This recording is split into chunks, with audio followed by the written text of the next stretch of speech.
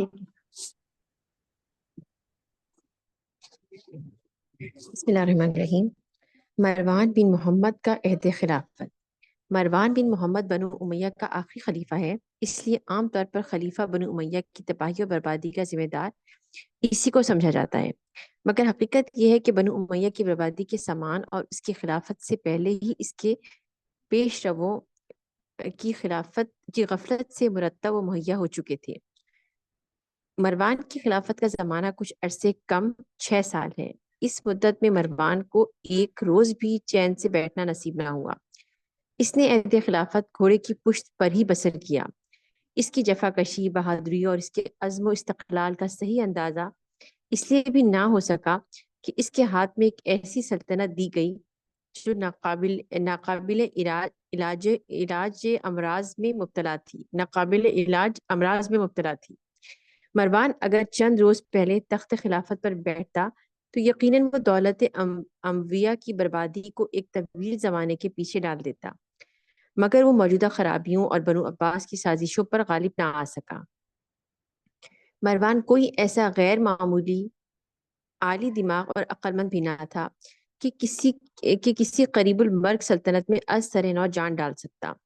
اس کا تمام زمانہ جھگڑوں اور لڑائیوں ہی میں گزر گیا۔ اس کے عہد خلافت میں عالم اسلام کے اندر ہر طرف تلواریں چمکتی ہوئی نظر آتی تھیں۔ کسی کو اطمینان حاصل نہ تھا، کفار پر جہاد کرنے کا تو موقع میسر ہی نہ تھا۔ اس زمانے میں مسلمان کا خون مسلمانوں کے ہاتھ سے جس قدر بہایا گیا، اس کی نظیر بہت ہی کم کسی زمانے میں مل سکتی ہے۔ مروان سن 70 ہجری یا سن 72 ہجری میں، جبکہ اس کا باپ محمد بن مروان جزیرے کا گورنر تھا، پیدا ہوا تھا۔ مروان کی ماں کردستان کی ایک پرستار تھی جو ابراہیم اشتر کے پاس تھی۔ ابراہیم اشتر کے قتل کے بعد محمد بن مروان نے اس کو لے لیا۔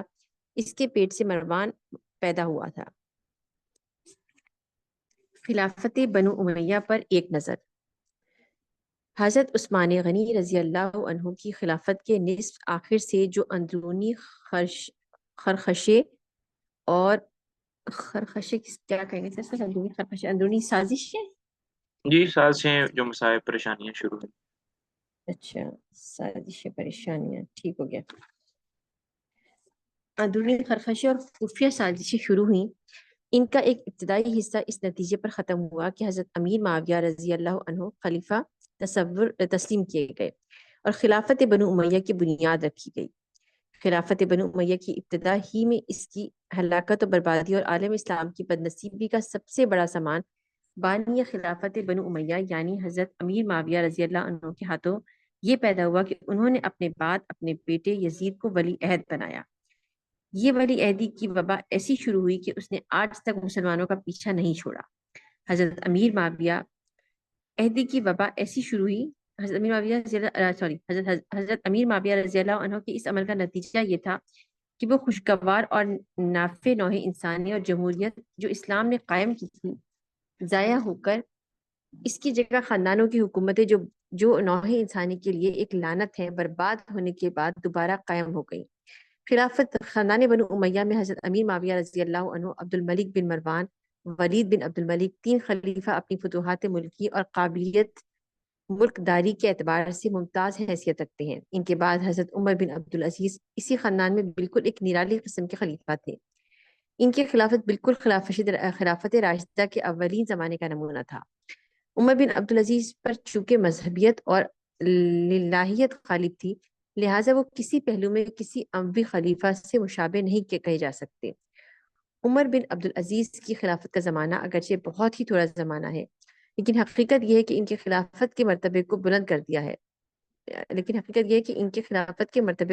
کر دیا ہے اور باوجود ہر قسم کی قابل اعتراض اور قابل ملامت حرکات کے خلاف بنو امیہ کو محض عمر بن عبد العزیز کی وجہ سے قابل فخر خلافت کہا جا سکتا ہے۔ ان کے بعد ہشام بن عبد الملک بھی ایک ایسا خلیفہ گزرا ہے جس کو اول ذکر تینوں خلیفاؤں کی فہرست میں شامل کیا جا سکتا ہے۔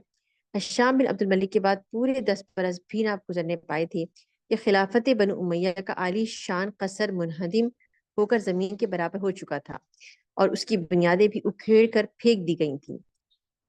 جن 5 خلیفوں کے نام اوپر دیے گئے ہیں، ان کے علاوہ سب کے سب عیش پرست، پست ہمت، تن آساں اور عقل و بصیرت سے ناآشنا تھے، اور ہرگز اس قابل نہ تھے کہ کسی ایسی بڑی شہنشاہی کے فرما رواں ہوں جیسا کہ خلافت بنو امیہ تھی۔ اسلام نے آ کر شراب نوشی اور موسیقی کو مٹا دیا تھا، لیکن انہیں خلفائے بنو امیہ نے ان دونوں پلید اور مضر چیزوں کو پھر رواج دیا، جن کا سلسلہ آج تک مسلمانوں میں موجود پایا جاتا ہے۔ یہ جو اوپر بات کی گئی ہے، دوبارہ سے اس کو کرنا اس لیے بھی ضروری ہے تاکہ ہمارے ذہن جو ہے نا وہ صاف ہوں۔ حضرت معاویہ رضی اللہ تعالیٰ عنہ نے جب اپنے بیٹے یزید کو ولی عہدی کے لیے نامزد کیا تھا، تو وہاں پر ہم نے یہ بات یہ کی تھی کہ اس کی تین چار وجوہات تھیں۔ پہلی وجہ یہ تھی کہ یزید کا جو عادتیں تھیں اور اس کے اندر جو فساد تھا وہ ابھی برپا نہیں ہوا تھا، جو اس کی چال چلن خراب ہوا تھا وہ ابھی نہیں تھا۔ حضرت معاویہ کے زندگی میں وہ ٹھیک تھا۔ اس کے اندر جو تبدیلیاں آئی ہیں، جو بھی آئی ہیں بعد میں، اس کی جو عادتیں خراب ہوئی ہیں وہ حضرت معاویہ کی وفات کے بعد آئی ہیں۔ اور بعض روایات میں یہ بھی تھا کہ وہ اس کو ضحاک بن قیس نے کہا بھی تھا یزید کو کہ تم اپنے آپ اپنا چال چل ٹھیک کر لو، تو اس نے پھر اپنے آپ کو سدھار لیا، ٹھیک ہے نا۔ تو حضرت معاویہ کی نظر میں یزید جو تھا وہ ایک ٹھیک انسان تھا۔ ہاں، مرنے کے بعد پھر اس کی جو آتے ہیں وہ خراب ہو گئی، ایک بات۔ دوسری بات یہ بھی ہو سکتی ہے کہ دیکھیں، حضرت معاویہ رضی اللہ تعالیٰ عنہ نے شام کے اندر تقریباً 40 سال حکومت کی ہے، 20 سال امیر بن کے اور 20 سال جو ہے نا وہ گورنر بن کے، اور ان کی جو رعایا تھی ان سے خوش بھی بہت تھی۔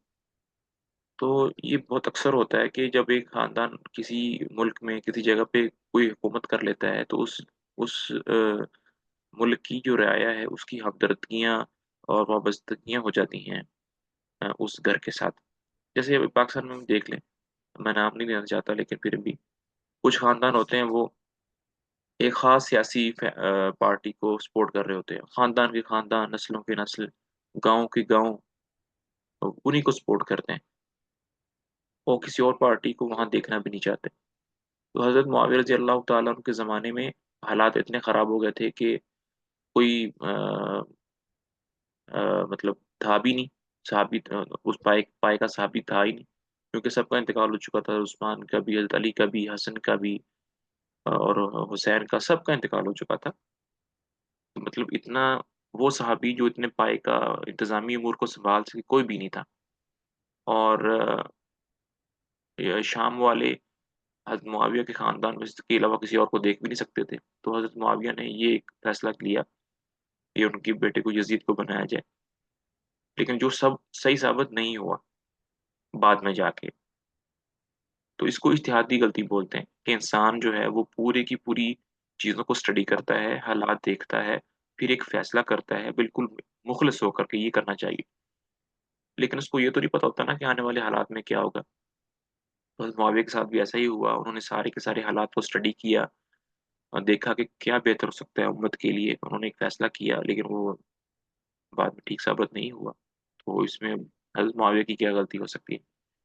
تو اس لیے حضرت معاویہ کو یہ قصوروار ٹھہرانا یہ ٹھیک نہیں ہے۔ ہم یہ کہہ سکتے ہیں کہ انہوں نے دو جملے، دو جملے میں فرق ہوتا ہے کہ حضرت معاویہ نے غلطی کی، حضرت معاویہ سے غلطی ہوئی، یہ دو باتیں ہیں۔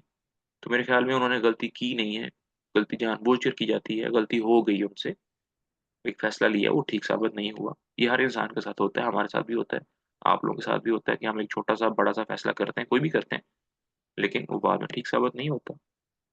اچھا جی، اس کے بعد دیکھیں انہوں نے ایک بات یہاں یہ بھی کی ہے کہ حضرت عمر بن عبدالعزیز کو حضرت معاویہ پر ترجیح دینے کی کوشش کی ہے کہ صرف وہی کام کے بندے تھے، ایسی بات نہیں ہے، حضرت معاویہ رضی اللہ تعالیٰ عنہ صحابی تھے، تو ان کی جو شان ہے وہ ہر حال میں ان سے زیادہ ہے عمر بن عبدالعزیز سے، کیونکہ جو صحابی ہوتے ہیں وہ ان سے آگے کوئی بھی نہیں ہو سکتا۔ تو یہ بھی تھوڑی سی جو صحابی کتاب ہیں انہوں نے تھوڑا سا यहाँ पर इंसाफ से काम नहीं लिया है। अच्छा जी, चले जी, दूसरा पॉइंट पढ़िए। अच्छा सर, इस बुक में ही पहले कहीं लिखा हुआ था कि हजरत अली रज़ी अल्लाह अन्हु से भी इज्तिहादी गलती हुई थी और हजरत कौन मुआविया सी? से भी, ये इसी बुक कौन में सी गलती? हाँ, मुझे ये एग्जैक्ट याद नहीं आ रहा, मैंने आपको भेजा भी ये पर्सनल पे सवाल ना, तो वो प्लीज चेक कर लीजिएगा। नहीं, वो गलती तो है, लेकिन कौन सी गलती है? हज़रत मुआविया वाली गलती तो यजीद को ये नामजद करने की है। हाँ, लेकिन हजरत अली का मुझे समझ में नहीं आ रहा था, क्योंकि सवाल मुझसे ये पूछा, किसी ने पूछा ही है, तो मुझे जहन में नहीं आ रहा था, हमारी रिकॉर्डिंग्स को ही देख के उन्होंने पूछा है किसी ने सवाल ना। देखें, मैं आप लोगों को एक रूल बता देता हूँ। जो सहाबा हैं, जी वो बशर हैं, वो इंसान हैं, उनसे गलतियां होती हैं, उनसे गुनाह सब हुए हैं, लेकिन जानबूझकर आमदन और कस्तन कोई भी नहीं करता। ठीक है, बिल्कुल सही। ठीक है? हम लोग, मैं और आप, हम लोग आमदन गुनाह करते हैं, हम लोग जानबूझकर गलतियां करते हैं, बिल्कुल करते हैं। सहाबा के अंदर ये नहीं है। उसकी वजह ये है कि सहाबा के बारे में कैरेक्टर सर्टिफिकेट जो है ना, वो अल्लाह ने जारी किया है। सही। जब हम स्कूल लीव करते हैं तो क्या क्या देते हैं, हमारे बारे में देते हैं ना, कैरेक्टर सर्टिफिकेट देते हैं। जी जी तो जी जी सर, बिल्कुल सही। मिसाल के तौर पर जब हम स्कूल को लीव करते हैं और कॉलेज जाते हैं, तो कॉलेज वाले कहते हैं भी कैरेक्टर सर्टिफिकेट किधर है। हम उनको स्कूल से कैरेक्टर सर्टिफिकेट ला के देते हैं, तो कॉलेज वाले उसको मान लेते हैं या नहीं मान लेते? जी जी बिल्कुल मान लेते हैं। तो सहाबा का जो कैरेक्टर सर्टिफिकेट है वो किसने जारी किया है? बिल्कुल, अल्लाह ताला, अल्लाह के रसूल अल्लाह ताला सल्लल्लाहु ने। और कुरान में है ना, रजी अलैहि अल्लाह अन्हुम व रज़ू अन्हु, अल्लाह अल्लाह से राजी हो गया, वो अल्लाह से राजी हो गया। इम्तहन अल्लाह कुलूबहुम लित्तक़वा, अल्लाह ताला ने इनके दिलों को तकवे के लिए चूज कर लिया है। रुहमा बैनहुम अशिद्दाउन अलल कुफ़ार रुहमा बैनहुम, कि आपस में ये बहुत मिले जुले हैं, मोहब्बत करते हैं, कुफार के साथ सख्त हैं। तो अहादीस के अंदर भी है असहाबी का नजूम। तो ये सारी चीज़ों का खुलासा ये है कि सहाबा जो है ना, उनसे गलतियां होती हैं, लेकिन भूल चूक कर होती हैं, जानबूझकर कोई भी नहीं करता। ठीक तो हो, जो भी बिल्कुल गलतियां सही। हुई हैं, हज़रत अली से हुई हैं, हज़रत मुआविया से हुई हैं, गलतियां हुई हैं, उन्होंने की नहीं है, हो गई हैं, फैसले किए हैं, गलत हो जाते हैं, कोई बात नहीं। सही। और बिल्कुल। जी अस्सलाम वालेकुम। और उनको तो अल्लाह की तरफ से सर्टिफिकेट मिला हुआ है कि वो अल्लाह उनसे राजी और वो अल्लाह से राजी हैं। तो उसके जी जी। बावजूद अब ये जो अब उनको जो इतनी गालियां देना, अबू बकर सिद्दीक और इन सबको जो शिया लोग करते ओपनली कि हम मोमिनीन और वो उन्होंने इतने बड़े बड़े धोखा दिया है अली रضی, ये सब गलत गलत बातें करके इतने लोगों को शिया करते जा रहे हैं आजकल। और वो कह रहे हैं हाँ शिया ही सच्चे हैं। और ये अल्लाह यार और पता नहीं कौन कौन से निकले हैं सब। और सब बाकायदगी से लाखों के हिसाब से शिया हो रहे हैं लोग। ये कह रहे हैं कि हाँ हजरत अली को मिलनी चाहिए थी खिलाफत, और ये इन लोगों ने उनका हक मारा। और सबको गालियां दे के खुश हो रहे हैं, वो समझ रहे हैं कि वो सही। ये कैसे हो सकता है कि अबू बकर सिद्दीक रदियल्लाहु अन्हु, उमर फारूक रदियल्लाहु अन्हु वो मोमिनीन ना हो और वो उन्होंने ले लिया हो किसी और की सीट। ये तो हो ही नहीं सकता बिल्कुल। लेकिन जी। ये पता नहीं कैसे उनका अकीदा इतना पक्का है और उसी पे वो आगे बढ़ाए चले जा रहे अच्छा, सबसे बड़ी मुसीबत जो है वो, जो शायद लोगों को समझ में नहीं आ रही, वो ये है कि देखें, जब हम हदीस पढ़ते हैं, हदीस, मेरे पास एक हदीस है। हैं। जी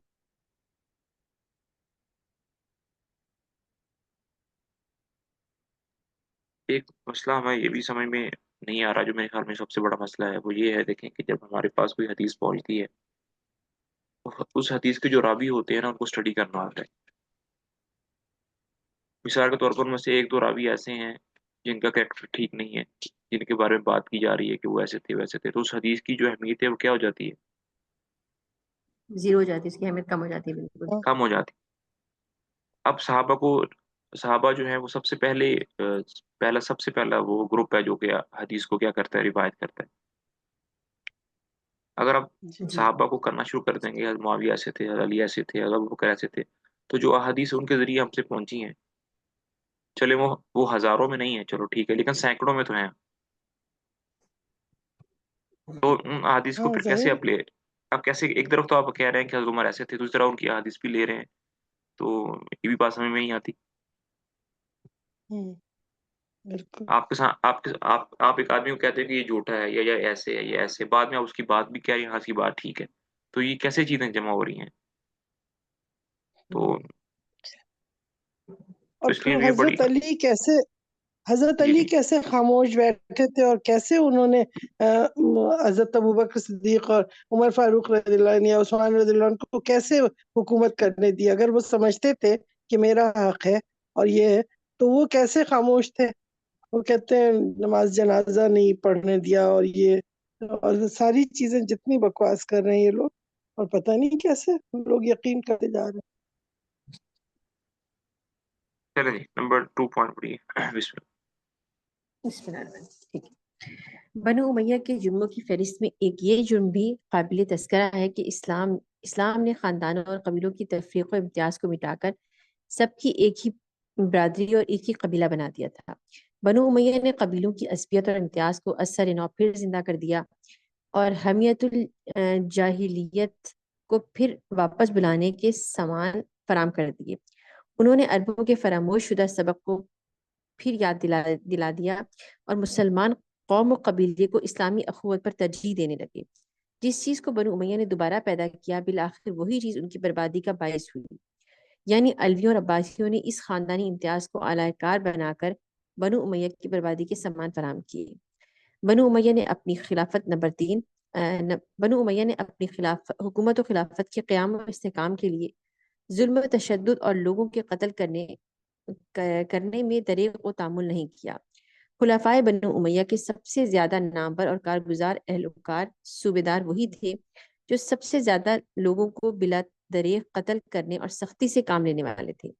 بنو امیہ کو ظلم و تشدد کا طرز عمل مجبوراً اپنی حکومت کو قائم رکھنے کے لیے اختیار کرنا پڑا، جن میں آخر یہی طرز عمل ان کی بربادی کا باعث ہوا، کیونکہ رعایا کے دلوں سے ان کی حمایت و ہمدردی مسلسل خوف و دہشت کے جاری رہنے سے جاتی رہی تھی. نمبر 4، اس میں شک نہیں کہ بنو امیہ قبائل قریش اور ملک عرب میں ایک نامور اور سردار قبیلہ تھا. اس قبیلے میں اکثر ایسے لوگ پیدا ہوتے رہے جو تدبیر و رائے میں اپنے ہم اثروں پر فوقیت رکھتے تھے، حکومت و ملک داری کے اصولوں سے واقف تھے. یہ خصوصیتیں اس قبیلے کو عہد جاہلیت میں بھی حاصل تھی، مگر اس کا یہ مطلب نہیں تھا کہ بنو امیہ کے گھروں میں کوئی نالائق پیدا ہی نہیں ہو سکتا تھا. اگر بنو امیہ میں ولی عہدی کی رسم جاری نہ ہوتی اور خلیفہ کا انتخاب صرف قبیلہ بنو امیہ میں محدود کر دیا جاتا، یعنی مسلمان اپنی مرضی اور کثرت رائے سے قبیلہ بنو امیہ کے کسی لائق ترین شخص کو خلافت کے لیے منتخب کر لیا کرتے، تب بھی اگرچہ بڑی بے انصافی اور غلطی ہوتی، تاہم خلافت بنو امیہ کی یہ حالت نہ تھی اور عالم اسلام کو اتنا بڑا نقصان نہ پہنچتا جو پہنچا. اس طرح ممکن تھا کہ خلافت بنو امیہ کی عمر بہت زیادہ طویل ہوتی اور وہ شکایتیں جو خلافت بنو امیہ سے پیدا ہوئیں شاید پیدا نہ ہوتی. نمبر 5، خفیہ تدبیروں اور سازشوں اور چالاکیوں میں بنو امیہ کو عرب کے دوسرے قبائل پر فضیلت حاصل تھی. ان کی خلافت کا قیام انہی چیزوں سے امداد حاصل کرنے کا نتیجہ تھا. لیکن تعجب ہے کہ انہی چیزوں کے ذریعے ہاشمیوں نے ان کو مغلوب کیا، حالانکہ ہاشمی ان چیزوں میں ان کے شاگرد تھے. اس کا سبب بجز اس کے کچھ نہ تھا کہ وہ دولت و حکومت کے مردم افنگن نشے نے ان کو جاہل و غافل بنا دیا تھا اور ولی عہدی کی رسم بدلنے میں اس جہالت و غفلت کو اور بھی بڑھا دیا تھا. نمبر 6، مذکورہ بالا باتوں کے علاوہ بنو امیہ کی خلافت میں بعض ایسی خوبیاں بھی پائی جاتی ہیں جو ان کے بعد بہت ہی کم دیکھی گئیں، ان کے جانشینوں کو نصیب نہ ہوئی. مثلا خلافت بنو امیہ نے خلافت راشدہ کی فتوحات کو وسعت دے کر مشرق و مغرب میں دور دور تک پھیلا دیا. مشرق میں چین اور مغرب میں بحر ظلمات تک انہوں نے گویا اپنے زمانے کی تمام تمدن دنیا کو فتح کر ڈالا. انہی کے زمانے میں سمندروں کے دور دراز جزیروں بر اعظم افریقہ کے ریگستانوں اور ہندوستان کے میدانوں تک اسلام پہنچا. خلافت بنو امیہ کے زمانے میں اسلامی حکومت زیادہ سے زیادہ دنیا میں پھیل چکی تھی اور حکومت اسلامیہ کا ایک مرکز تھا. بنو امیہ کے بعد مسلمانوں کو جدید فتوحات ملکی کا بہت ہی کم موقع ملا. گویا ملک گیری بنو امیہ نے ختم کر دی. اس کے بعد صرف ملک داری باقی رہی. اس کا کیا مطلب؟ ملک گیری ختم کر دی، ملک داری باقی رہی. جی جی نئے ملک بنانا یہ ختم ہو گیا، جو ملک جو ملک باقی ہیں انہیں کو چلانا یہ بس رہا، اچھا، نئی نئے ملک فتوحات بنانا. جو ہے. ہاں فتوحات، صحیح. بنو امیہ کے بعد اسلامی حکومت کا مرکز بھی ایک نہ رہا، بلکہ ایک سے زیادہ الگ الگ حکومتیں قائم ہونے لگیں، جن میں خلافت عباسیہ سب سے بڑی حکومت تھی. نمبر 7، بنو امیہ کے عہد خلافت میں عربوں کی حیثیت ایک فاتح قوم کی رہی. عربی اخلاق، عربی زبان، تمدن، عربی مراسم سب پر غالب و فائق تھے. لیکن بنو امیہ کے بعد اجمیوں اور دوسرے مفتوح قوموں کو یہ مرتبہ حاصل ہونے لگا کہ عربوں پر حکومت کریں اور عربوں کی کسی فضیلت و خصوصیت میں فاتحانہ عظمت کو تسلیم نہ کریں. نمبر 8، عہد بنو امیہ میں اگرچہ خارجی شیعہ اور بعض دوسرے گروہ پیدا ہو گئے تھے، لیکن سب کا عمود مذہب اور مدار استدلال قرآن و حدیث کے سوا اور کچھ نہ تھا. کتاب و سنت کے سوا کسی تیسری چیز کو قاضی نہ سمجھتے تھے. لیکن بعد میں ایسے بہت سے فرقے مسلمانوں میں پیدا ہونے لگے جنہوں نے کتاب و سنت کو پس پش ڈال کر اپنے پیروں، مریدوں، اماموں اور صاحب گروہ علماء کے اقوال و اجتہاد کی پیروی کو کافی سمجھا. یہی وجہ ہے کہ خلافت بنو امیہ کے زمانے میں مسلمانوں کی تماتر توجہ قرآن مجید اور سنت رسول صلی اللہ علیہ وآلہ وسلم کی طرف منعطف رہی. اس کے بعد قرآن مجید کی طرف سے مسلمانوں نے کم التفاتی و غفلت کا برتاؤ شروع کیا، اور یہ نحوست یہاں تک ترقی پذیر ہوئی کہ آج ہمارے زمانے میں ایک وائز اور ایک فارغ التحصیل مولوی کے لیے بھی یہ ضروری نہیں سمجھا جاتا کہ وہ قرآن مجید کو تدبر کے ساتھ پڑھ اور سمجھ چکا ہو. نمبر 9، خلافت راشدہ میں اعلیٰ درجے کی کامیابی اور فتح یہ سمجھی جاتی تھی کہ لوگ شرک و گمراہی سے نجات پا کر توحید اور عبادت الہی کی طرف متوجہ ہو جائیں اور مذہب اسلام لوگوں کا دستور العمل زندگی بن جائے. مال و دولت اور مادی شان و شوکت کی کوئی قدر و قیمت اور عزت و وقت نہ تھی، لیکن خلافت بنو امیہ میں مال اور دولت اور شان و شوکت کو کامیابی سمجھا جانے لگا. اللہ اکبر. اور بیت المال کا روپیہ ان لوگوں کے لیے زیادہ صرف ہونے لگا، جو خلافت و سلطنت یعنی خاندان بنو امیہ کے لیے موجب تقویت اور مفید ثابت ہو سکتے تھے. جن لوگوں نے بنو امیہ کو کسی امداد و اعانت کی توقع نہ ہوتی تھی یا جن کا خوش رکھنا وہ اپنے لیے ضروری نہ سمجھتے تھے، ان کی طرف سے بے التفاتی برتی جاتی تھی اور ان کے حقوق ان کو نہ ملتے تھے. یہ رسم بعد کی خلافتوں میں اور بھی زیادہ ترقی کر گئی تھی. اسی نسبت سے عام طور پر مسلمانوں میں اغراض پرستی اور باہمی رقابت بڑھتی چلی گئی. اغراض پرستی کا مطلب کیسے؟ اغراض کیا ہے؟ اغراض کا مطلب ہوتا ہے جہاں پر آپ کو کوئی غرض ہے، کوئی مطلب ہے، اس کو آپ اہمیت دیں، اور جہاں پر پھر وہ مقصد نکل جائے تو آپ اس کو چھوڑ دیں. مطلب اچھا. جو بھی آپس میں تعلقات ہیں، علاقے ہیں، جو بھی ہے وہ صرف غرض کی وجہ سے ہے. جب غرض ختم ہوگی، نیڈ ختم ہوگی، مطلب ختم ہو، مطلبی لوگ ہیں. صحیح ہو گیا. نمبر 10، ابتدائی اسلام اور خلافت راشدہ کے زمانے میں مسلمانوں کی زندگی نہایت سادہ اور ان کی ضروریات زندگی بہت ہی محدود تھی.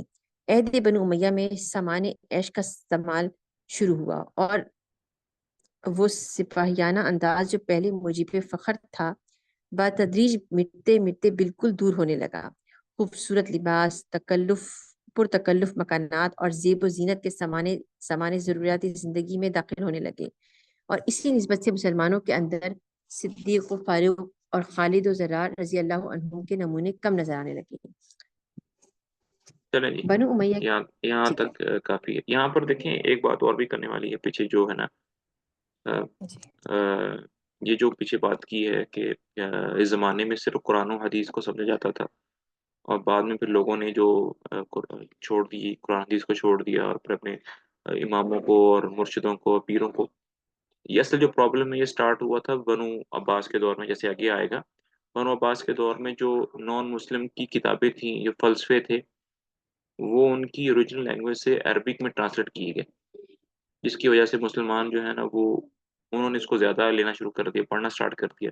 آہستہ آہستہ پھر قرآن و حدیث سے جو ہے نا وہ بے التفاتی شروع ہو گئی. یہ ایکچوئل ریزن تھی قرآن حدیث کو پس پش جانے کی، کیونکہ جو نئی چیزیں ہوتی ہیں نا پھر انسان اس کو زیادہ اچھے طریقے سے شوق سے پڑھتا ہے. تو یہ ایک وجہ ہے، یہ بھی انشاءاللہ آگے آ جائے گی اگر ذکر کی ہوگی. چلیں، السلام علیکم ورحمۃ اللہ وبرکاتہ.